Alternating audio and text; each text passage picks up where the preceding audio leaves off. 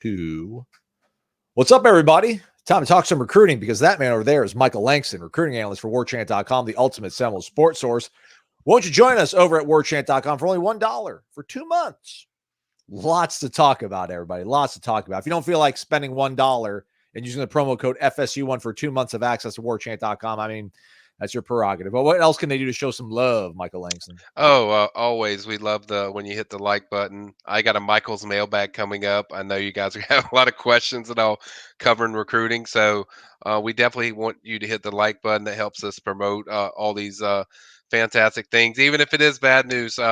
Still it's news in general, and we want to keep promoting it. So if you could just hit the like button for us. All right, usually we try to convene for good news, Michael, but listen, we're journalists.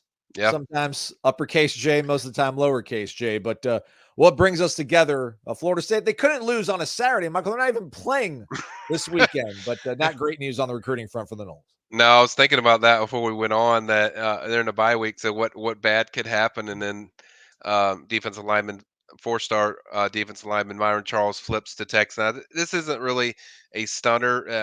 I mentioned a few different times that either in features or on the board that this is one that was trending towards Texas. Texas did finish number 2 in his recruitment, and Texas looked really good. Just had a big dominating win over Michigan in the Big House, and FSU looks like what they look like. So I think the product on this was more, I guess, effective towards the reasoning behind this than it was, hey, NIL. Although I think that played into it, but um, there's consequences when you go 0-2 and you look the way they do, and I think this is a reflection of those consequences. Now, if you're looking for a silver lining, this is the only one that I've heard is like imminent. There's other guys that schools are trying to get, but this was the one that I kind of circled that it felt like it was starting to trend towards Texas because of one, what FSU's doing, and then two, what Texas is doing. I know you can't predict the future, Michael, but obviously, like you said, it kind of takes 2 to tango here. Florida State's got to take a step back, and a program Yep. like Texas has got to take a step forward. But so it feels like unless Florida State's not competing against a Georgia or a Texas, like a program right now that looks really, really amazing, for hmm lack of a better, I guess, term at this point. Florida State should be kind of in good shape for who they've got in the fold thus far. Right. They do. They have guys, but obviously they have to fix their product. I mean, that's the main thing. I mean, if anything, if this season's told us anything, is like you can't miss this big on your product. You can be a little off. You can be not as good, but I think you have to make sure your product's on par because if you don't, the NIL and even the seasons are gonna hurt you. Now with the NIL era, way it is now, you certainly got to spend. As schools got to spend money. Got to put yourself in position, but more importantly, you have to put a solid product on the field. And I think overall they'll be okay, but at the same time, this is just one of those reflection of consequences of the way you look and in the way other teams look. And also, I remember us doing a show, Michael, when people were panicking about Myron Charles committing to Texas. And then I Yeah, think that same day, literally, he committed to Florida State. So I guess, again, yeah, you said that, the Texas kind of finished second, if you will, for his yeah. recruitment, although it was still ongoing. So maybe we shouldn't panic too much about the way Florida State's looking on the field because, again, it's a kid that had interest in Texas. He did. And obviously, Texas, had a really solid Ab- Saturday. Absolutely, and they've looked really good, and they have sometimes there's a few that are going to be in there that it really impacts. So as far as the season, it really impacts them. But this is not a kid that just came out of left field where Texas jumped in. I mean, Texas was right there. Could have gone either way, even when he committed the first time. But I think he was sold on kind of what FSU has done at defense tackle. But like I said, when you have seasons like that, and it doesn't feel like there's a move upward yet, we'll see what they do the rest of the year. I know Mike's confident that he fix it and get it back on track, but you're going to have these effects on consequences. There are going to be a lot of them, but there's sometimes where you will go through this. And like I said, Myron Charles was the one that you felt like if there was one imminent, it would be him, just because it felt like that was one that was kind of trending a little bit away from. Man, Sorry about I my don't want dog. I don't want to play the game, but like, I'm just, Kevin wins in Kirby's backyard. Dalen Yep. McCutcheon is Yep. not too far away from Austin, Yep. Texas. CJ Wiley's a guy that, we heard might be a soft kind of verbal. I don't really want to play that game, but I guess Yeah.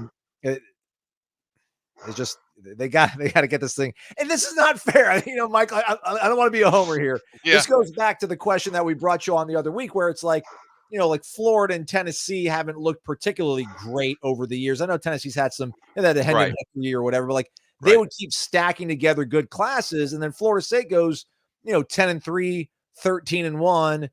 And then they're still not doing all that great in high school. And you can say whether or not that's because Yeah. they're focusing on portal, or maybe they're focusing on portal because they're not connecting with high school recruits. But Mhm. then, like, you go 0-2, and now you're having to sit here and like look at everybody in your class and be like, man, what's the likelihood we lose him or lose Yep. him? Yep.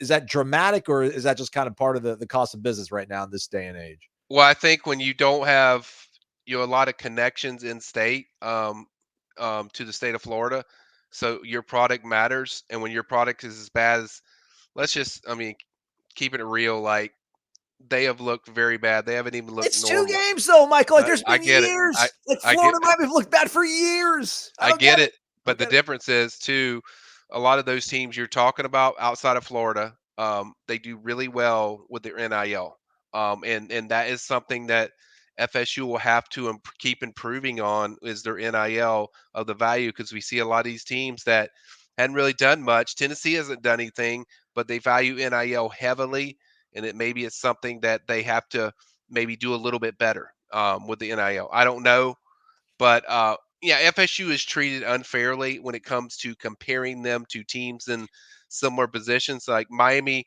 until this year, hadn't really done anything, but they value a lot in the NAL, and that's helped them kind of keep afloat. But it's not fair. It's not fair at all of the way FSU's treated, and then they finally have a bad year, and then you lose a decommitment.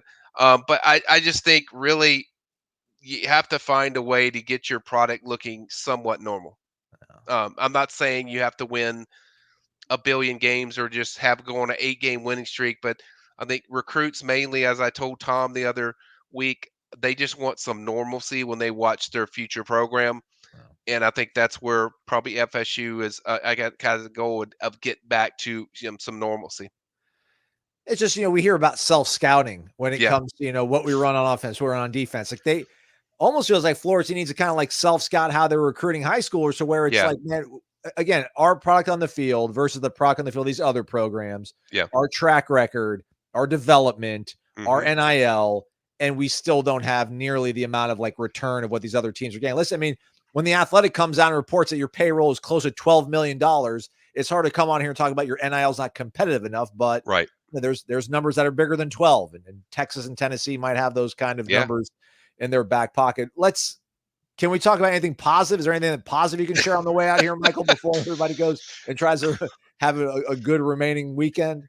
Um, play a Tramel game. Jones still loves the Yeah, Noles, right? Trammell still loves FSU. I Okay. think that was a significant moment, because you have to. If you don't have your quarterback committed, I mean, you're in real serious dire.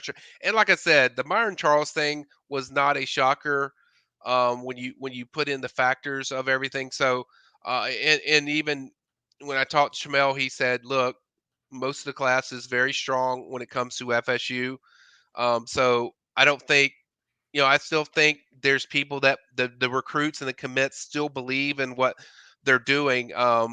But you're going to have an occasional one like this where the product matters, and the team that they're competing against is doing well. That's I think the other factor we miss is, like, it's not just like, oh, FSU is not great on the field. Like, the team they're going against is like top 3 and killing Yeah. it. So They're not losing him to the Gators, I guess, right, is you're kind not of the losing to silver somebody lining. that just hasn't really done anything. So this is kind of one of those where this is a consequences off a result, and consequences off you going against somebody that's doing really well. So there's still, I think, majority of this class believe in what they're doing, but I think it's something where you definitely have to readdress what you're doing from an NIL perspective, and then two, adjust how valuable either portal or high school. I think they've done a great job of balancing those two. But maybe just something to keep an eye on of how you do stuff. But I think the most important thing, Aslan, is the product itself on the field of what they have. It's hard. It's hard when you go from a 13-0 season into a season where you thought you were going to be good, and then you look the way they do.